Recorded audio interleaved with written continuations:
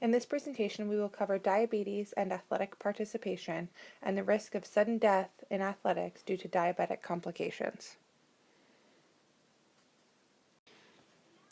The objectives of this presentation are to review basic cell anatomy and physiology and basic cell metabolism and energy production, as well as review the action of insulin and glucose transport. We will define and discuss metabolic syndrome as well as type 1 and 2 diabetes. We will discuss the effects of exercise on blood glucose and the relationship between exercise and diabetes.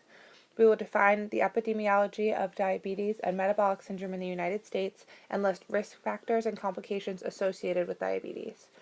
We will discuss prevention strategies for complications of diabetes, as well as long-term and emergency management of diabetes.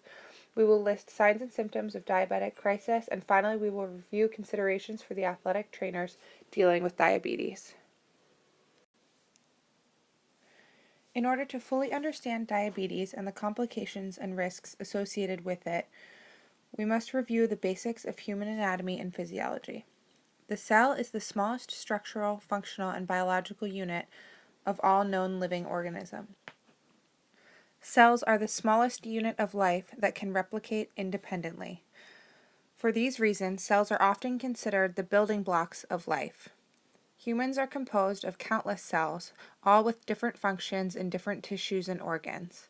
Regardless of tissue or organ, each cell is filled with tiny organelles, each with their own specific function. Mitochondria are an example of one such type of organelle. Mitochondria are responsible for the production of ATP or energy, and for this reason are often called the cell's powerhouse. The cell's wall is permeable to some substances but impermeable to others, meaning that not all substances freely enter the cell. Glucose is one substance that does not freely enter the cell. However, cells require glucose in order to fuel the energy-producing mitochondria. Proteins in the cell wall work to allow these impermeable substances to pass through from the outside into the cell's cytosol. Some proteins do this automatically or passively with no need for activation, while others require other substances to activate them in order to allow passage of the impermeable substance into the cell. The protein that transfers glucose into the cell is called GLUT4 and is activated indirectly by insulin. This process will be described in more detail shortly. Metabolism is the sum of all of the catabolic and anabolic reactions in a biologic system. The biologic system may be as big as the whole body or as small as the individual cell. Very simply, catabolic reactions are those reactions that break down substances, while anabolic reactions are those that build up. The energy derived from catabolic reactions is then used to drive anabolic reactions through the use of adenosine triphosphate or ATP. ATP allows energy to be transferred from one form to another. Without ATP, things like muscle growth, brain, and other organ function would not be possible. The breakdown of glucose, a catabolic reaction, produces a large amount of ATP through the process of glycolysis, the Krebs cycle or citric acid cycle, and the electron transport chain. Specifics of those reactions are beyond the scope of this presentation. The anabolic reactions that occur with the help of the produced ATP allow for muscle growth and function, exercise, brain function, organ function, and all other processes in the human body. Without glucose regularly and steadily entering the cell from the bloodstream, none of this would be possible. As mentioned earlier, glucose cannot cross the cell membrane without help from the protein GLUT4, which is insulin sensitive. GLUT4 is also sensitive to muscle contraction, therefore in the absence of insulin, GLUT4 can be stimulated by physical movement. Without the GLUT4 insulin relationship, free blood glucose would remain in the bloodstream. In those with diabetes, there is a problem with the relationship in some way. The GLUT4 proteins and their receptors may become less sensitive to insulin, causing the pancreas to produce more insulin for the desired GLUT4 response. This insensitivity may become so great that the pancreas can no longer produce the necessary amount of insulin required for GLUT4 stimulation. In this case, there may not be enough insulin to stimulate GLUT4. In other cases, there may be no insulin at all produced by the pancreas. There may also be a decreased number of GLUT4 proteins or insulin receptors present, and those present may be saturated. If there is not enough insulin or the receptors do not respond well to the insulin that is available, the result will be excess glucose in the blood or hyperglycemia. If there is an excess of insulin and or a lack of blood glucose, the result would be decreased glucose in the blood and therefore the cells, leading to hypoglycemia. Insulin may be present in excess if an insulin-dependent diabetic injects more insulin than is required by the system to maintain euglycemia. Remember that GLUT4 is also stimulated by muscle contraction, so estimating insulin need prior to and during exercise can be tricky to avoid hypoglycemia. This slide shows a graphic depiction of the insulin and GLUT4 relationship. As you can see, the insulin produced by the pancreas or injected attaches to the insulin receptor on the cell's membrane. That receptor then stimulates two pathways that stimulate cell growth and synthesis of molecules, as well as the GLUT4 protein. The GLUT4 protein is then ready to accept free glucose from the blood into the cell. If any part of the pathway goes awry or becomes less sensitive, diabetes may result. Clinically, the result of a poorly functioning endocrine system results in a variety of disease processes. Metabolic syndrome was coined to define a group of risk factors associated with the development of several significant health conditions, including diabetes.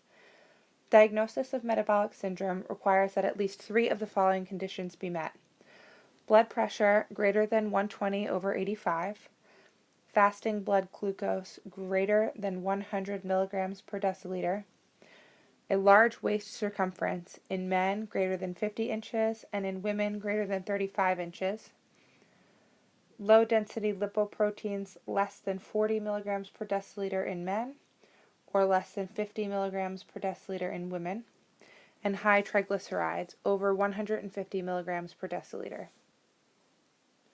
When metabolic syndrome includes a rise in fasting blood glucose, it is often called prediabetes. However, it is important to know that those with metabolic syndrome are at risk for a whole host of other diseases in addition to diabetes. Diabetes is defined as a group of metabolic disorders that are characterized by abnormal glycemic levels. Abnormal glycemic levels, either low or high, result in damage to sensitive organs, including the kidneys, heart, nerves, blood vessels, and eyes. Hyperglycemia, high blood glucose levels, is found as a result of impaired insulin secretion or action.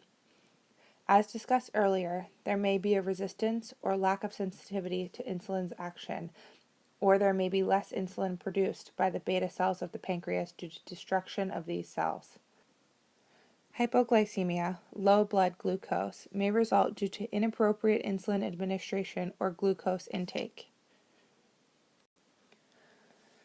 Diabetes occurs in several types, the most widely known and researched being type 1 and 2 diabetes.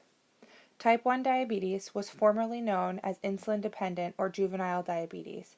However, that term has fallen out of favor, as although children and infants are most commonly diagnosed, the disease may also begin in adulthood. Type 1 diabetes accounts for between 5 and 10% of all cases of diabetes. However, it may be more common in the athletic population as it is not associated with poor eating habits or exercise habits as type 2 is.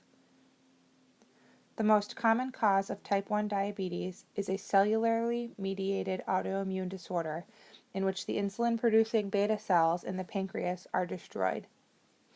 As mentioned, this can occur at any age, but most frequently diagnosed in early childhood or infancy.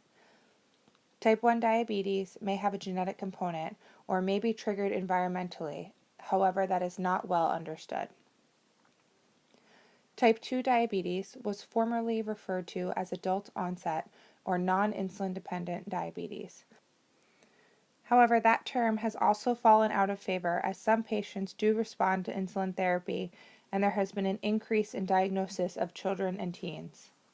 Type 2 diabetes accounts for 90 to 95% of all diabetes cases and is more common in the general population as it is associated with poor eating and exercise habits. Over time, excess glucose in the bloodstream causes an increase in insulin production, resulting in decreased insulin sensitivity. In addition to eating habits and exercise, type 2 diabetes is also associated with age and obesity. Oftentimes, type 2 diabetes goes undetected and exists at subclinical levels, leading to tiny undetected changes and damages to the sensitive tissues like the blood vessels. Other types of diabetes less commonly discussed are gestational diabetes and prediabetes. Gestational diabetes occurs in 4% of all pregnant women and carries a 40 to 60% chance of developing type 2 diabetes after pregnancy. Approximately 135,000 cases of gestational diabetes are diagnosed each year in the United States. Prediabetes is a term used for blood glucose levels that are higher than normal but do not yet meet diagnostic criteria for diabetes type 2. Those with prediabetes also will often have metabolic syndrome, as abnormal blood glucose levels is one of the diagnostic criteria for metabolic syndrome. Diagnosis of diabetes can be made in a variety of ways. However, recently the use of glycosylated hemoglobin A1C has been found most accurate. Glycosylated hemoglobin A1C, or HbA1c levels, at or above 6.5% are indicative of diabetes. HbA1c levels are most reflective of the average blood glucose levels over the last several weeks, rather than a one-time blood draw and glucose measure that is indicative of only that moment in time. An oral glucose tolerance test is performed by administering a known amount of glucose and tracking glucose levels over time. This process can be time-consuming. Therefore, fasting plasma glucose may also be diagnostic if levels are at or above 126 milligrams per deciliter. Fasting blood glucose is taken at least 8 hours after the last oral intake of food. Casual plasma glucose is taken at any time. If this is above 200 milligrams per deciliter, it is diagnostic of diabetes. Finally, 2-hour plasma glucose is taken 2 hours after a meal and should be below 200 milligrams per deciliter. Glucose levels taken at a single moment in time are subject to error and may need to be repeated for accuracy. It is estimated that there are approximately 25.8 million people in the United States living with diabetes, and approximately 1/4 of those are undiagnosed. Each year, about $116 billion are spent on direct medical costs associated with diabetes. Metabolic syndrome in the United States is most common in the Mexican American and African American females and Caucasians. Type 2 diabetes is most common in Asian Americans, African Americans, Mexican Americans, and among the Pima Indians. Type 1 diabetes is most common in Caucasians. The distribution of diabetes across the United States is shown with this map and is most prevalent in the Sun Belt region and in the Deep South. In terms of experiencing hypo or hyperglycemic events, males and athletes with a history of hypoglycemia are most at risk for future hypoglycemic events.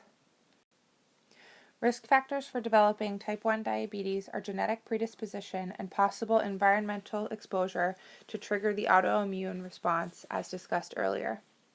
Risk factors for developing type 2 diabetes include age, race, gender, increased body weight, increased body fat, and diagnosis of metabolic syndrome.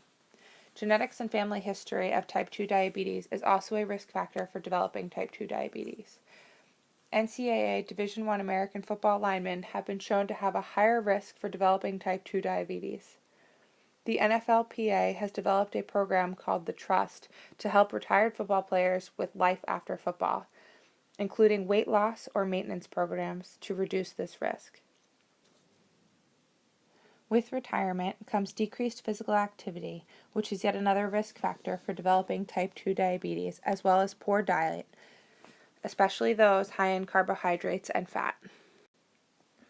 Complications from diabetes may begin prior to the official diagnosis of diabetes, as these changes begin when there may not be any overt signs or symptoms of the disease. Those with diabetes are at risk for atherosclerosis, cardiovascular disease, peripheral artery disease, and cerebrovascular disease. As with other health conditions, exercising with diabetes comes with its own list of possible complications. These complications include possible death due to abnormal glucose levels, retinal hemorrhage, proteinuria, microvascular lesions, cardiac arrhythmias, ischemic heart disease, post-exercise orthostatic hypotension, increased hyperglycemia, ketosis, foot ulcers, and orthopedic injuries and arthritis. Despite this laundry list of complications, with special attention to detail and care of blood glucose levels and insulin levels before, during, and after activity, most of these can be avoided. Diabetes is a condition that must be managed long-term by the appropriate medical team and is not a condition that should be cared for by the athletic trainer alone. Oftentimes, there will be a primary care doctor, an endocrinologist, and possibly a sports medicine physician involved with the diabetic athlete's care. Long-term management of type 2 diabetes involves regular physical activity and loss of body weight, as well as pharmacologic management and regular monitoring of blood glucose levels. Type 1 diabetes is typically managed with an insulin regimen. Some athletes may prefer to use an insulin pump to administer insulin. Some competitive long-distance cyclists will use a pump with a monitor attached to their handlebars so that they can constantly monitor their insulin or glucose need throughout exercise and competition. Type 1 diabetics will also need to regularly monitor their blood glucose levels. Metabolic syndrome is managed by addressing the components present in that individual. However, generally recommended is weight loss, regular exercise, smoking cessation, and possible pharmacologic management, especially for blood pressure or cholesterol. Exercise and the active movement and use of muscles can cause normal changes in blood glucose and insulin secretion. Although typically exercise results in uptake of glucose, sometimes during high-stress situations such as those found on game days, athletes may experience periods of hyperglycemia. Typically during exercise at low intensities, blood glucose levels are maintained. With exercise times longer than 90 minutes, blood glucose levels may begin to fall as a result of depletion of glycogen stores. Higher intensity exercise, at or greater than 50% of maximal oxygen uptake, may also result in decreased blood glucose levels. In order to maintain blood glucose levels after depletion of glycogen stores, it may be necessary for athletes to supplement with carbohydrates during exercise.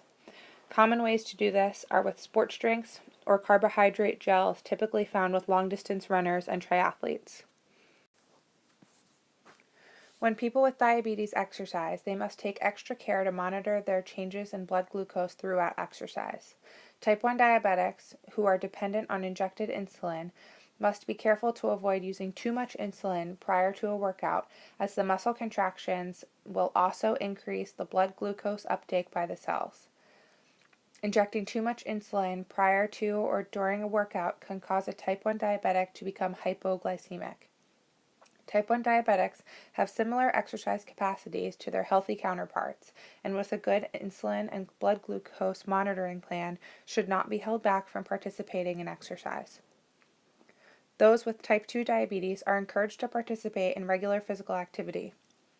Exercise has been shown to decrease risk by 58%, which could be a major factor in preventing prediabetes from progressing to type 2 diabetes. Patients with type 2 diabetes are encouraged to exercise a total of at least 150 minutes per week at a moderate to vigorous aerobic intensity. They are also encouraged to participate in some form of resistance training program. Those with type 2 diabetes may be able to increase their sensitivity to insulin through regular exercise and diet modification. According to the American Physical Therapy Association's Sports Physical Therapy section, those with diabetes should be allowed to participate in all levels of sport regardless of contact or intensity. However, they must pay proper attention to their diet, blood glucose, hydration status, and insulin regimen.